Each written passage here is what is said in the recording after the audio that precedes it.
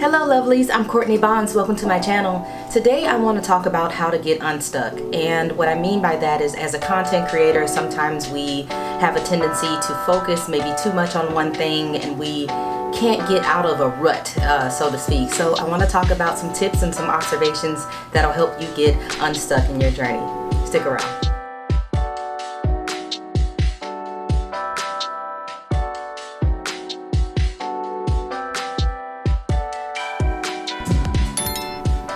I'm a singer-songwriter and a content creator, and at times it feels like I can get to a place where I'm on a plateau instead of going straight up on my entrepreneurial journey. And as an entrepreneur, you want to feel like you can just shoot from the bottom to the top, and the reality is that's not always the case.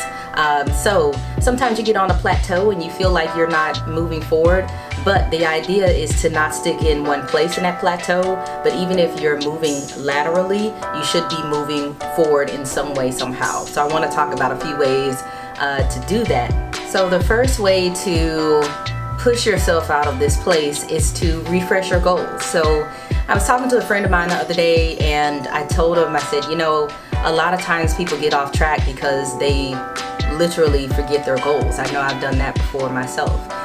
So look at your goals again. Understand why you're doing what you're doing, or why you want to do what you want to do. I think a lot of people have gotten off track, especially with this kind of almost post-pandemic era where we're going back to work and people are going back to their everyday lives, and they may have lost that fire that they had during the time when we were at home with family. So this is a wonderful time to go back, refresh your goals, think about what matters most to you. And if you haven't done so, take time to set yearly goals, quarterly, monthly, weekly, and daily goals. So on a regular basis, you should be evaluating yourself and seeing how far you're getting, because you always want to keep track of where you are within those goals and how close you are in reaching it. The second part of this is reassessing what matters most. So I mentioned this a few seconds ago, but sometimes our values change, and what matters most to us sometimes changes. So if you had some goals that maybe you didn't get a chance to reach, or you have forgotten about those goals, this is a great time to reassess them and figure out why those things carry some type of value and some type of weight within your life. The reason that you want to do this is because most likely you have forgotten your motivation. You've forgotten what these things mean to you and why they mean so much to you. So that lack of motivation can really keep you in a rut. That lack of why you were doing it before, and understanding why you were doing it before, can really stop you from moving forward in your goals. So reassess what values you have, reassess your personal mission and your vision for your life. The third part of this is to take tracking your small successes seriously. We get so caught up on the bigger picture, you know, oh, once I reach this ultimate goal, then my life is going to be in order, then everything is going to be great. And I also think that social media has a lot to do with this, right? So you're scrolling through and you're seeing all these people hitting these huge goals, but these people who are hitting these major marks of success have not done so by skipping over all of the small steps. No one gets to where they are, even if people have help, no one gets to where they are without taking a lot of small steps to get there first. So look at those small goals that you have, like I said, weekly, daily, monthly, quarterly, yearly. Look at those goals. Start marking off what you're hitting, and that's going to motivate you to keep going, and it's going to get you out of this rut that you're in. So for instance, if you have a goal of, let's say, increasing your Instagram followers, write down the number of followers that you have right now, write down the number of followers that you want to have at the end of the month, and on a weekly basis start tracking how many people that is per week. Maybe do it on Sundays or Mondays. Set a day to just review those goals and those small successes, and you'll start trajecting towards them when you are seeing, when you're actually writing down what's happening in your life.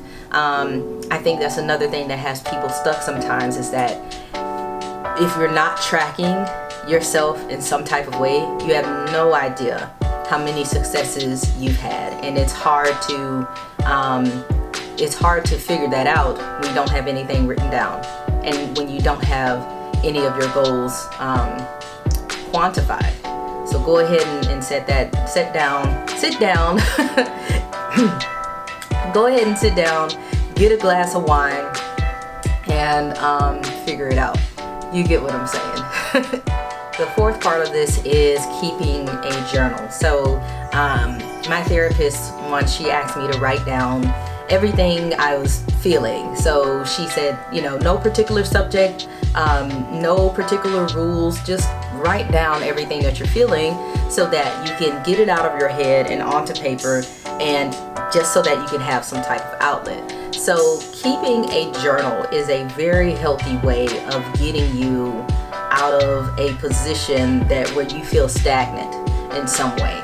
And the reason is because instead of all of these things being in your head about maybe what you think you're not doing, or maybe how much you feel like you failed, you're probably not failing. It's probably just these thoughts within your head that's not allowing you to see how successful you really are.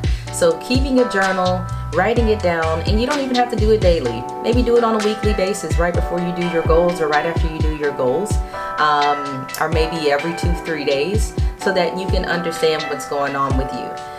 The most important person in your life should be you. And I know people are like, oh, well, I have, my parents and I have children. Yes, and all of those people very much matter, but the person that matters most is you, so that you can be at your healthiest self, so that you can give them your healthiest self. So it's important that you take the time to actively pursue happiness and actively pursue something that matters to you, because once we lose focus of something that matters, we start figuring out, well, what is life all about and why am I living? Well, if you had it written down, you may know what you're doing. So I don't know, that's just my 2 cents, but I feel like maybe I can talk to someone and say this to someone and they understand where I'm coming from, because I've been there and I've done that. But the thing is, it is a constant pursuit of happiness. It's easy to get stuck, but it is your job to take action within your life to get unstuck. And I know I keep repeating that, but seriously, getting out of the rut or out of this hole or whatever place that you're in that's not allowing you to feel like you're moving forward, it is actually going to take action. And as much as you don't feel like taking action, you have to take those small steps to get yourself out of whatever current situation you feel you're not doing well in. It doesn't have to be a lot of steps at first. You can take small baby steps. If you don't want to set all of your goals right now, focus on maybe some yearly goals that you have, or focus on quarterly goals that you have, and take small steps to get toward them.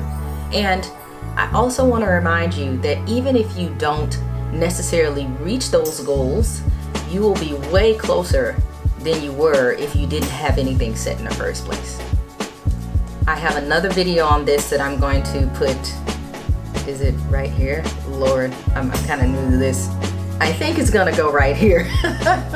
So if not, it's gonna be on one of these sides. I think it's right here.